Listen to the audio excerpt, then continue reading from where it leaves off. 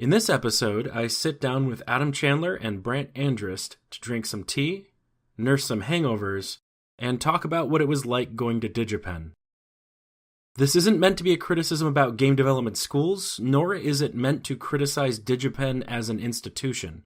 This is just the three of us reflecting on our own personal experiences.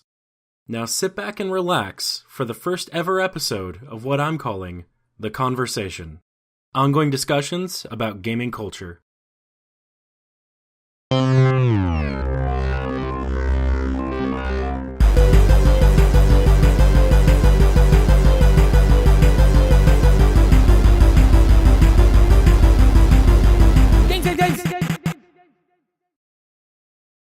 So this is the first of many future episodes that are not about specific games and not really about, I guess they're not really about anything. It's a show about nothing. It's more an excuse to have great conversations with people that share similar interests. Like in our case, I'm sitting here today with Brant Andrist. Hello. And Adam Chandler. Hello. And the three of us all went to video game school together. Yeah, it's just as cool as it sounds. Mm-hmm. No. Man, remember Pac-Man 101? That was good times. Mm-hmm, yeah. I rocked. How to find all the keys in Zelda. 101. And all of the classes were 101. Yeah. A deep exploration of how to tighten up the graphics. Mm-hmm. Yeah, on level 5. Yeah. 101. But no, I feel like the three of us, we all had very different experiences while we were in college together and separate. Because of the three of us, Adam graduated first. Woo! Brant graduated second. And I graduated last. But we all graduated, and that's the important thing, right? Yep. Yeah. And along with that, just a heads up, we're all fairly tired right now. But we had to do this. This is important. So, questions? Do you have questions for us, or do you have musings that we can muse upon? Yes, I do. Okay. Brain, let me give you my brain. I'll lend you my mind powers. For those of you listening at home, Brant just handed me his brain. Yep. That's what those weird squelching sounds you heard. Amazingly, my mouth still works without it, but I've been practicing. You don't need a brain to talk. Okay, so let's start with the whole subject of when you graduated from DigiPen. How did you feel about the school and your prospects for getting a job? Do you feel like going to video game school helped you get a job? I definitely think it helped me get a job, but I think the feeling that I had at the time was more had a lot less to do with how I felt in regards to the school and more how I felt about the uncertainty of my future. You know, after working at something I was in DigiPen for 5 years, so after working at something for 5 years and approaching this graduation date and the amount of uncertainty on the other side of that date was just enough to where, you know, there really wasn't anything anyone could do to reassure me. You know, the idea, I have never really been socially comfortable, and so the idea of going to an interview and talking about myself was terrifying. And so more than like fear of getting a job or not getting a job or graduating or not graduating, I actually dreaded the idea of going into a room with professional strangers and having them assess me. And for a little while, that fear actually held me back, I think, more than anything else. Right, and that's going to be a reality in any industry, right? Oh, it's true. Yeah. I mean, it doesn't even if you don't have if you're not on the other side of a degree, you still have to get a job and interact with people in that way. But that was actually pretty difficult for me. Adam, maybe? Yeah, I was just thinking about, like, I don't know, I think perhaps a more important question than did it help me get a job is was it worth the money? And that's a much more difficult question to answer, because I did get a job eventually, and school did help me to achieve that. I don't know if it helped me $80,000 enough. Yeah. Because a lot of what I learned, as far as the specific disciplines of my job, I learned after school on my own. Right, for sure. But do you think that, it seems like kind of a cop-out, I know, but do you think that school gave you the skills that enabled you to learn on your own effectively? Right, and I always say this, but like the first year of DigiPen was by far the biggest for me, because I didn't really have very solid art foundations when I went in. Do you mean biggest as in like most influential to you? Yeah, okay.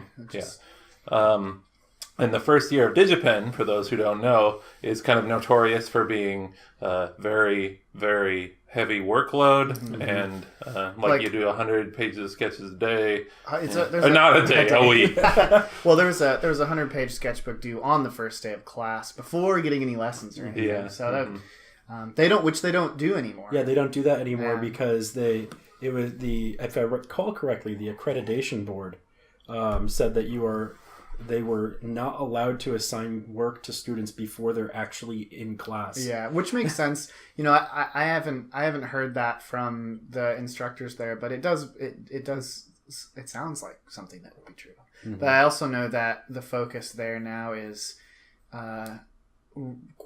quality over quantity, and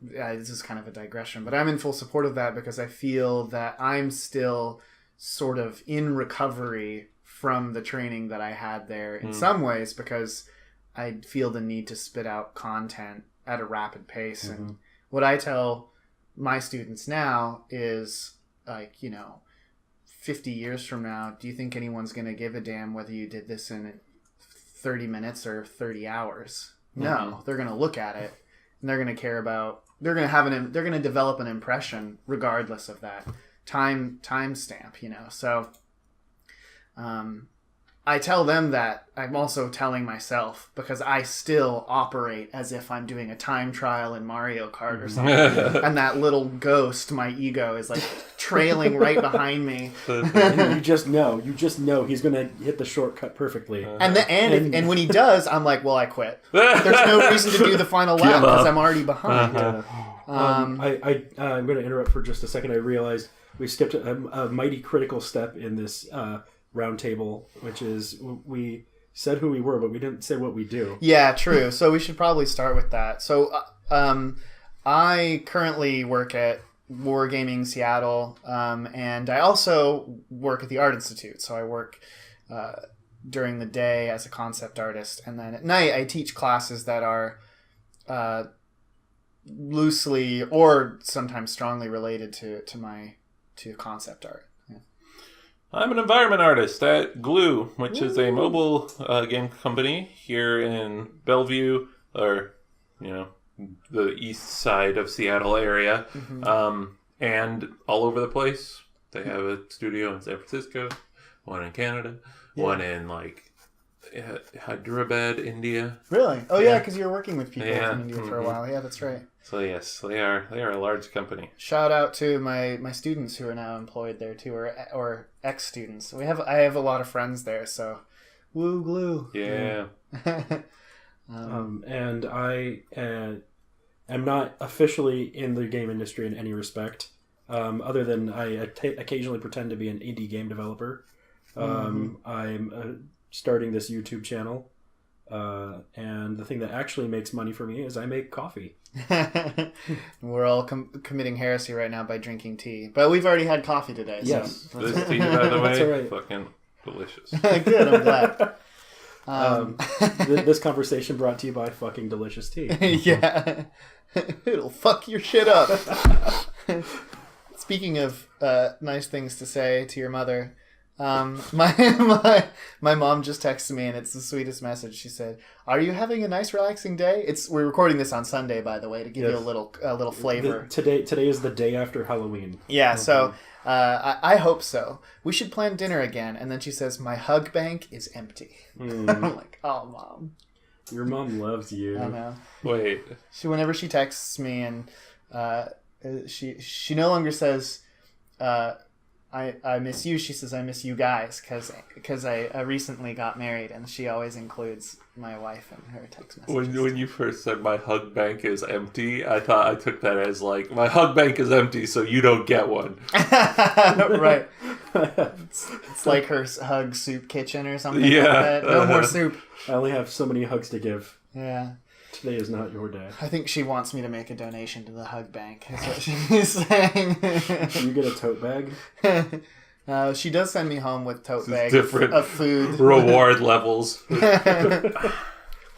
This hug was all right. You only get one pie. Oh no. Back on track, I guess. I just thought that was very sweet. No, that was your mom is adorable. I love your mom. Yeah, me too. I hope you liked this taste of the conversation. If you'd like to hear the rest, just click the link in this video. It's free to listen to, and I can promise that at least Brant and Adam are really funny and insightful. Check it out.